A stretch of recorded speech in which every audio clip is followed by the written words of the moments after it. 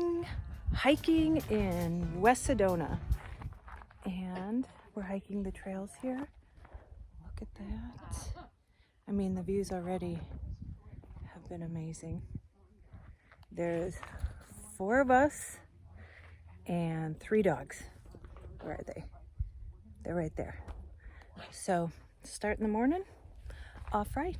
I'll show you a little bit of the hike along the way.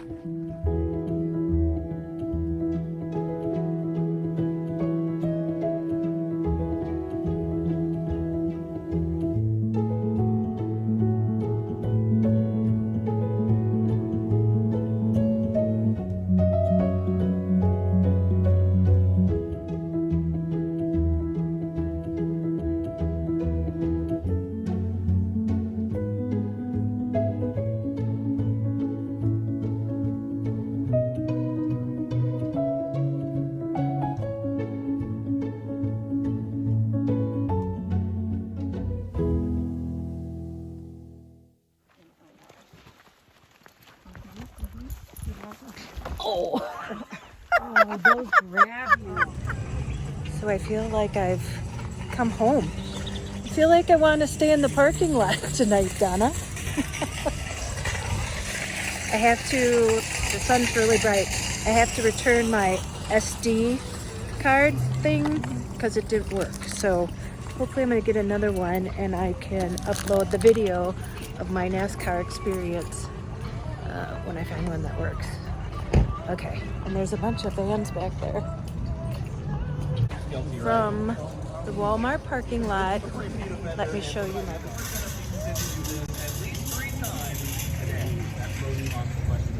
everyone. So for my talk today, actually tonight, because I'm back in the van tonight, and it's only like 6 o'clock, but it's dark out, and I'm gonna try and talk louder because some people have said that I don't talk loud enough and they can't hear me. And we just got back from Walmart, as you saw, and I didn't know they had these. I saw, because I was getting a new SD card, so I'm gonna see if I can upload my NASCAR experience. The other one didn't work, so I had to bring it back. Anyway, they have a microphone for, right now I'm just using my iPhone. Listen, I have all this camera equipment. I just have been getting settled and haven't taken that all out yet. But, and I set it down to go ask the guy to unlock what I needed, and I forgot to pick it up and get it. So I plan on getting a microphone for my phone. It's just more convenient to carry the phone because you always carry your phone anyway. And so, and then I just edit on my phone. So, yeah. So, and I want to, if anybody was wondering, because I had someone tell me that I have a booger on my nose. Some of you guys really kill me. But I get a good laugh out of these things. So, yeah, they said I had a booger on my nose, and if it wasn't a booger, then maybe it was a booger button. I don't know what a booger button is. But in case anyone else thought I had a booger on my nose, it's actually, I got a nose piercing, and I got it about 4 or 5 months ago now, and they said you had to wait to get it changed out. And before I left, I called and I wanted to have somebody change it out, because what I want is a nose ring, but you have to start with a stud. And the lady told me that I should actually wait like another 2 months, so till January, to do it, to get put in the ring. So there you go. So it's a nose ring. If you can see, it's not a booger, and it's not a booger button, whatever that is. So we'll lay that to rest, okay? What else? Oh, so last night, oh, Donna, I haven't laughed that hard in a long time. Oh, so the gummies, well, not because of the gummies. Well, maybe because of the gummies, but we came home and somebody said in the comments, and everybody's like, "Oh, I want to go to the fun store," and I never thought about it as like a different kind of fun store. And somebody made a comment that, "Oh, I thought it was a different kind of fun store," and then they said maybe I should get out of LA. And I thought that was hilarious. And just so you know too, because I always leave people hanging with these stories, uh, so we ate half of one. I've never so I've only gotten smoked pot like 3 times in my whole life, and that was back when I was in high school. And the first 2 times, I don't know, it didn't take. I don't know, I didn't feel anything. And then the last time, I was cutting a guy's hair. I used to cut the guy's hair in high school, and he came over and he's like, "Oh, Tracey, I got this." And we went out and smoked in my garage. And listen, I was like scared. But then I started cutting his hair that I had never affected me before. And so all of a sudden I'm cutting his hair like this. I was cutting the top. My arms just started to feel like there were weights on them. And I think I finished his hair and then I just sat on the couch and couldn't move. So, I don't know. It's not a good experience for me. I never did it after that again. I'd rather have like a couple drinks and, I'm good. Uh, but oh, and then Donna did make some hippie jewelry. She already is in the process of making. So, we thought maybe we'd start a line too. Call it because we call ourselves gypsies. So, gypsy hippie jewelry or hippie gypsy jewelry, something like that. So she worked on it, and I basically just sat on the couch and um, did nothing. Because then we ate the other half after we walked the dogs with the neighbor. We had eaten half, walked the dogs with the neighbor. I really didn't feel anything, so she's like, "Oh, okay, take the other half." And after that, I mean, I wasn't totally out of it, but it was just like, I'm ready to go to bed. So, okay, tied that up. Oh, and then so the fun store, and that brought up an interesting story for today. That that kind of fun store. So, I mean, just say, what kind of store would we call it? I don't know if you can say things on YouTube. So, I'll just say it, a sex store. What's wrong with that? We're all adults. So, when I was about, I don't know, 22, 23, my girlfriend and I, and like I said, grew up Catholic, went to a Catholic school our whole life. Yeah, they couldn't teach about sex, which I don't understand why, because they thought if you talked about it, then you'd want to do it. But our take was, well, now that we shouldn't talk about it, well, then it must be, when you make it more mysterious, it makes you want to do something more. So, my girlfriend and I, there's a big place in Minneapolis, and it's called Sex World. And we had never been to anything like that, and so it was all like, oh my gosh, Sex World. And so one night we said, okay, we're going to go on this night, and we're going to go have a couple drinks at the bar down the street, and then we're going to walk down and go in there.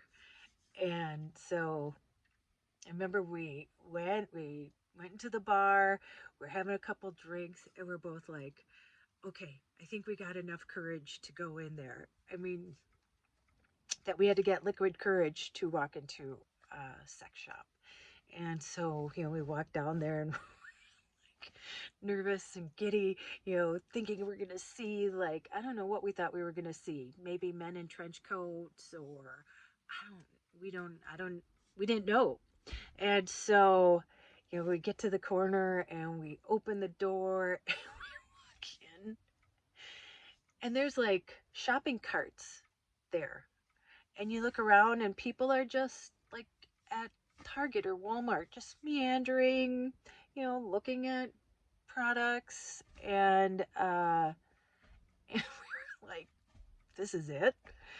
I mean, nobody looked at anybody else funny. So it was funny because it was such um, we were so nerve wracked to go in there. And then we get there, and not that it was disappointing, but we it's like, really? This is what the hype was about? This is what we're not supposed to see, or what's so scary? So, yeah. So we looked around and shopped with our shopping cart, and it was a fun experience. It was a fun first experience to remember now. So it was me and my girlfriends too that did that.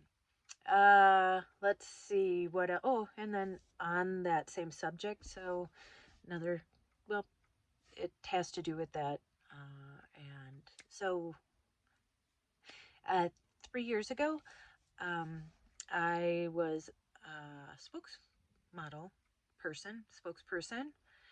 for Lilo products. I was asked to be their spokesperson, and I was the first person ever to sell personal massagers on national TV. So I've done a lot of stuff out at Shop NBC. It's a 24-hour shopping channel. If you haven't heard of it, then they called it Evine, and it was called Evine After Dark because we couldn't sell that kind of stuff or talk about it till after midnight. So my shows were after midnight. Um, and so, yeah, so that's always a good eye catcher on my resume. First person to ever sell personal massagers on national TV. And it's funny when I told my mom, and I'm in my 50s. I was like 53 when I did that. And, it's so funny if you've seen the video of Joy, my mom. I'm like, Mom, I'm selling personal massagers on, but I said the word on national TV. I got this gig. And she's like, well, I've seen some really high class ones in the back of some of the magazines that I get sent to me. And so, and she acted very proud that her daughter was the first person that was gonna ever be doing that. So thank my mom. She's been so supportive of me. So now that you know her, you know why it's been hard to leave her. And that segues into what I'm going to talk about next. And what a lot of people have asked me in the comments is, how am I affording, to do this? They asked if I'm rich. They asked if I retired and had a big pension or something like that. And it is none of the above. I'm not rich. I don't have a pension. I'm not retired because I'm only 56. And I don't have a lot of money. And this isn't something, unless I find a way that's going to be sustainable for me for a long period of time. So my plan was to leave from November to March. So I live in Minnesota, and that was my plan. I never even thought I could get a van. And like I said, all this kind of transpired. And if I use a check register. I am doing all my finances on an Excel sheet to keep track of what I'm spending. And so I will tell you, I've been a single mom my whole life. My daughter is in college. She goes away to college. And her dad does not help with anything with college. And when she went, I had to buy her car.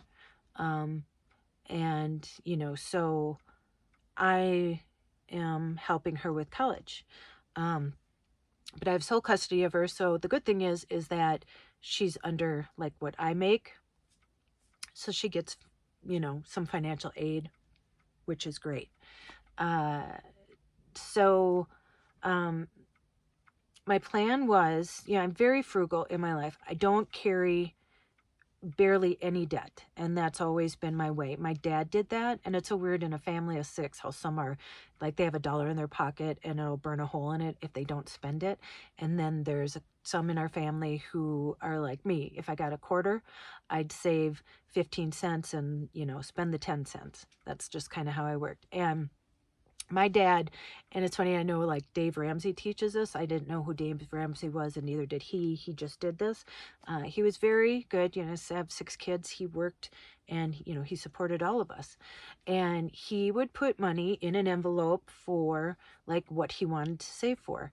And just I think subconsciously I picked that up, and that's what I do now too. I won't buy something until I literally have the money saved to buy it or do it or whatever it is. And so I did take money out of my savings to buy the van. I redid everything myself. Everything I did in this van costs under $500. My mom, the upholstery cost $800, and my mom bought me that. Joy, thank you, Joy. She's so nice. For Christmas and my birthday last year. So that was my gift from my mom. And so that's how I kept the cost so low doing this. And if you watch my video about everything, I go through every single thing in here and what it cost me. Nothing costs a lot of money that I did. And then I did all the work myself. So so for this, I didn't have a 9-to-5 job when I left. I, had worked at Joseph's Coat. I worked as, I was a pharmacy tech at Walgreens, giving the vaccine and the flu shot and filling prescriptions and doing what pharmacy techs do. I do microblading. I'm a licensed tattoo artist. I microblade eyebrows, and I'm also a licensed esthetician, and I do that out of a salon that's close to me. I'm a legal process server, and that's actually why I have a gun and a conceal and carry. If you don't know what a legal process server is, it's like when somebody gets sued by law, there's steps you have to take, and people have to be served with papers. Sometimes they don't want to be served, and that's what I did. I would serve papers on people, legal papers on people. I am also a professional makeup artist, and I do hair. I'm a hairstylist and a stylist. And that's actually how I met Donna.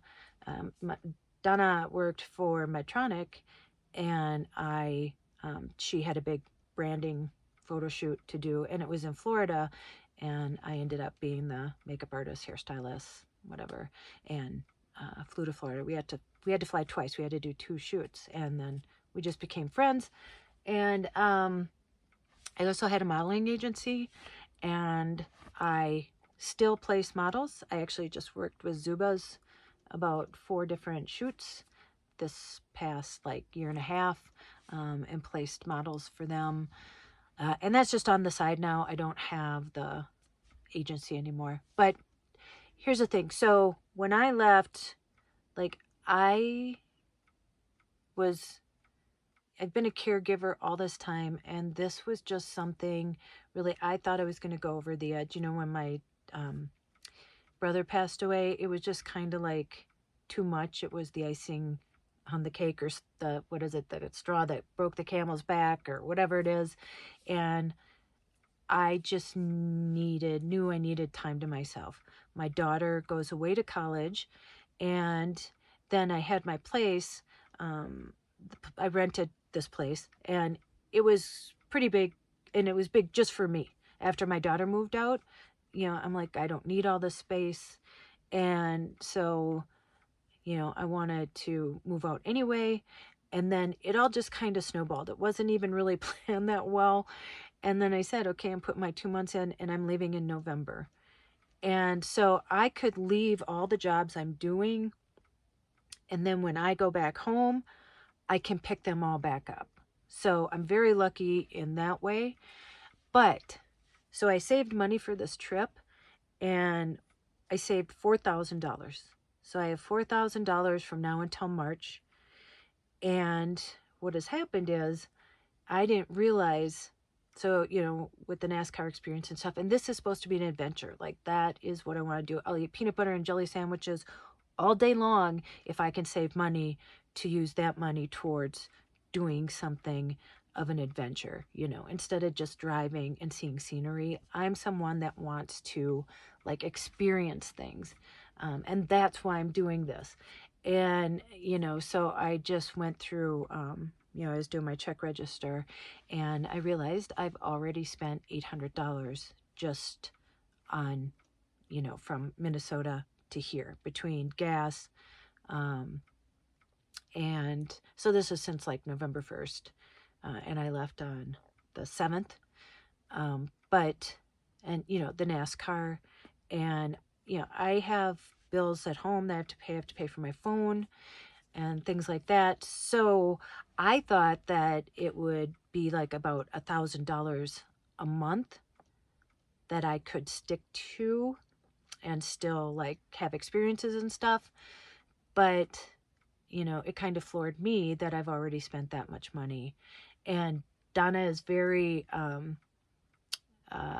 understanding about how I want to keep my costs low. And, you know, I would rather, you know, we went and bought stuff at the grocery store and then I'd rather stay home and make it. And, you know, we'll go out, you know, here and there. I'm not going to lessen my experience, but that's my budget. So when I'm done with my budget, I mean, I may be going back early. And then what will happen is, you know, I will stay in Minnesota then, you know, March to then before next winter. And then I'll know how much I have to save to get it through, to get myself through the next outing. And I do plan on going on other adventures in the van after I go back home to Minnesota, but they'll be shorter. Do you know what I mean? It won't be like traveling, you know, down the lower coast or, you know, cross country or whatever. I'll pick a spot, drive there, and then, you know, see it and then see the scenery on the way there and back. But it won't be like a multi-state thing just because I can't afford it. And that's what I have to do. And plus, you know, if I make any money, I help my daughter, you know, I bought her books and, you know, help her with college.